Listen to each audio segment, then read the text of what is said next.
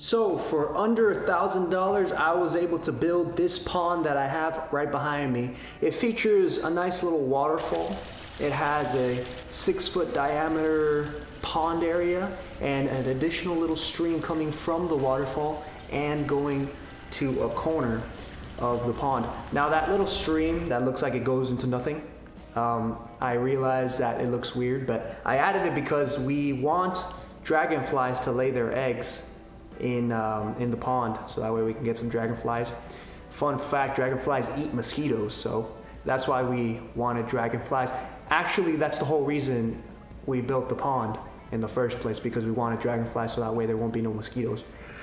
Unfortunately for us, and this is kind of going off topic and off script, the mosquitoes were the first ones to lay their eggs before the dragonflies had a chance to. So we had to get some fish. So we got a bunch of guppies, but anyways.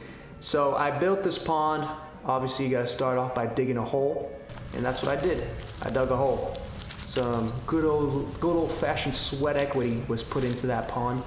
I got myself a mattock, and I went away and started just chipping at the ground. Luckily, most of it was soft dirt because there was a bunch of old trees that were there from years ago, and it just rotted away, and now it's soft dirt.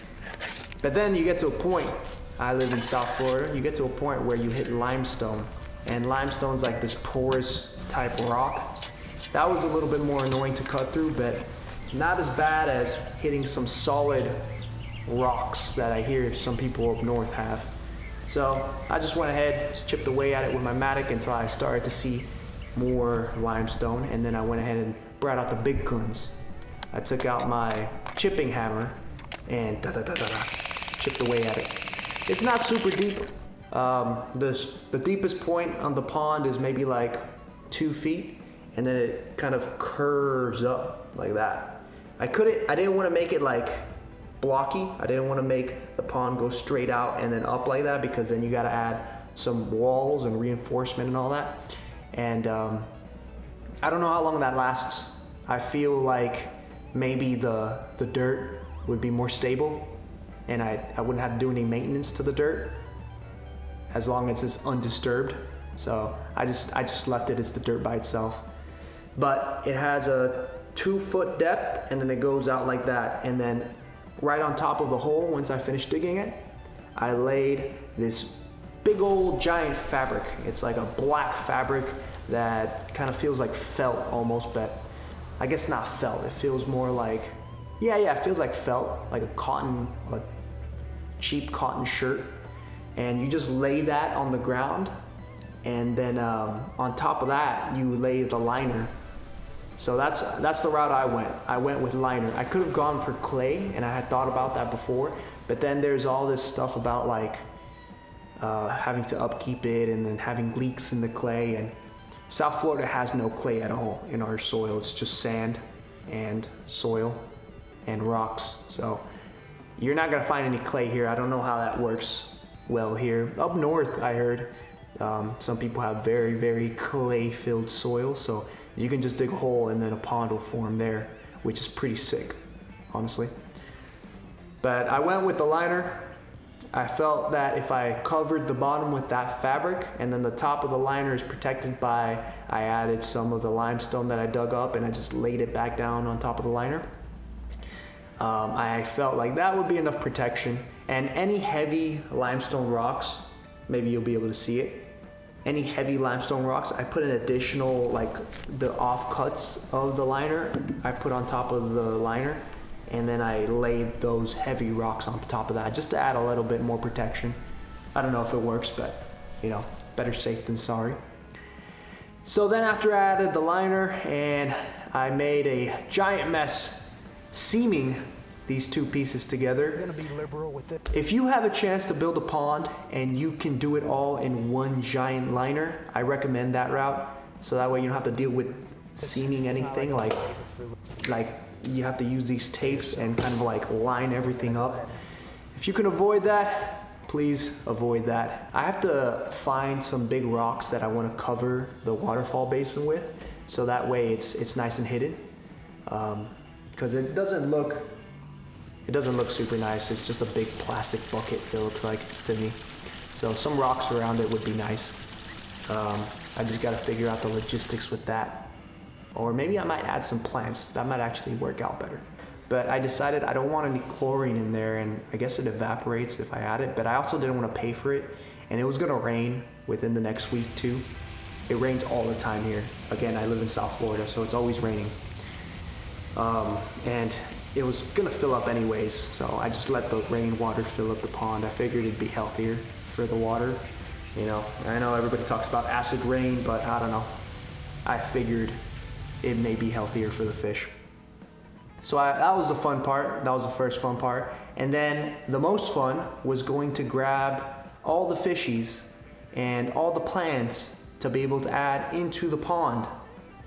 We got 1 million guppies, we got like 4 goldfish, and then we got 2 koi. And we had named all of them. Oh, and we got an algae eater. It's like a little white algae eater. He just goes around eating algae all over the pond. I may get him a buddy. We call him Alfred. We call all the guppies. What did we call them? I don't remember. And then we have the 2 koi fish. That one of them is called Rengoku, and then the other one is called Logan, because Logan is yellow and Rengoku has an orange head and then a white body and then an orange tail. So I don't know if you guys know where Rengoku's from. Just overall, I don't think it's very difficult to build a pond. There are just some things that you may have to consider and look out for. But all these professionals that are professionals, and there's professionals in everything apparently. Professional painters, professional pond builders, professional eaters, professionals. Yeah, I just kind of figured like I can do these things, and I may make some mistakes, but it'll get done and it'll work just as much as I want it to work. So the pond is holding water, it's holding fish. There's a waterfall there that I can cover up with rocks now and hide it. And they're all doing well and healthy. There's not that much algae. And I did it all for under $1,000. So I think I did pretty good. I'm sure there's gonna be some people that disagree with me, and that's fine. You can build your own pond. But I have new ideas for a pond, and I think I've gotten just a little bit better at building ponds just from doing this one. One of the biggest things that I'll change is I may rent an excavator next time. I recommend it. I think doing so much work, back-breaking work, just swinging at the ground like you're mad at it to dig a hole is not worth it. If you can spend maybe like $200-300, you can rent an excavator and then do the work in like an hour or 2, especially for a small pond. I feel like the koi fish, we got baby koi fish, so they'll be fine in there for now. And the place that we bought them from said that we're welcome to give them back, and then they'll give us another pair of baby koi fish. So I would make the pond a little bit bigger in the future, because I like koi fish, I realized. And I initially wasn't going to get the koi fish, but we got a bunch of guppies because the mosquitoes, as I hinted to earlier, laid a bunch of eggs first before any dragonflies were able to take interest in our little pond. And we got the guppies so that way they can eat the mosquitoes, and that's what they did. There's no mosquitoes anymore, thankfully. So you get a few guppies and they'll just tear up the mosquito population in the pond here. I haven't seen one. The one thing that we have seen a lot of are tadpoles. There are some Cuban tree frogs, which are invasive, by the way, laid their eggs in the pond, and now there's a swarm of tadpoles swimming around the pond. They say that koi and goldfish eat tadpoles, but now they're too big, and the goldfish and the koi were too small when they first got in there, so they didn't eat any tadpoles. But maybe in the future that'll be another source of food for them, hopefully. We'll see. Oh, I forgot to mention, that is the one annoying thing too.